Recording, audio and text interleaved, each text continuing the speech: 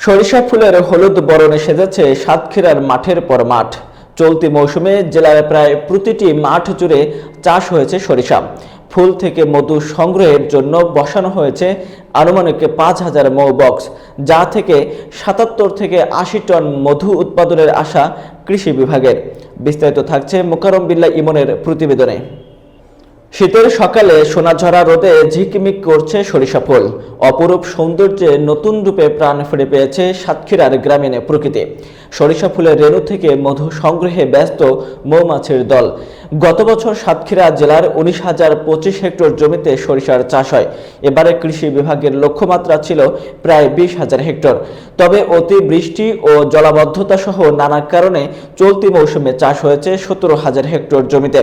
7টি উপজেলার মধ্যে সবচেয়ে বেশি সরিষা চাষ করেছে সাতক্ষীরা সদর, তালা, কলারোয়া ও দেবহাটা উপজেলার চাষিরা।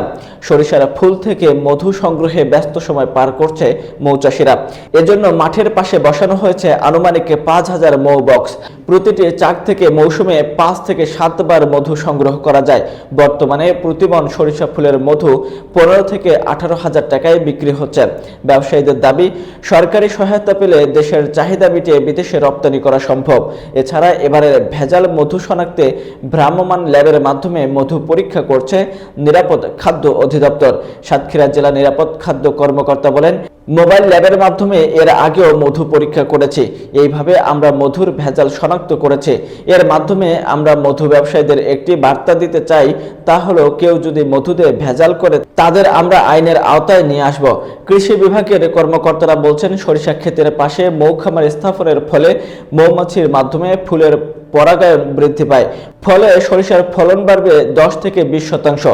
সাতক্ষীরা কৃষি সম্প্রসারণ অধিদপ্তরের উপপরিচালক কৃষিবিদ মোহাম্মদ সাইফুল ইসলাম বলেন, মৌমাছি পালন করে অনেকে বেকার যুবক তাদের কর্মসংস্থানের ব্যবস্থা করেছে। এ পর্যন্ত 30 জন কৃষক আনুমানিক 5,000 মৌ বক্স বসেছে।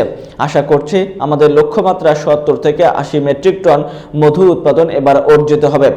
ভ্রাম্যমাণ মধু খামারিরা সরিষা, বরই, লিচু ফুলের মধুর পাশাপাশি সুন্দরবনের পাশে মৌ বক্স স্থাপনের মাধ্যমে সারা বছর মধু সংগ্রহ করেন।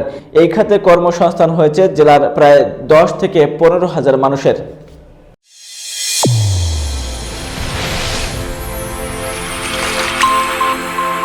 চ্যানেল A1 হৃদয়ের স্পন্দন।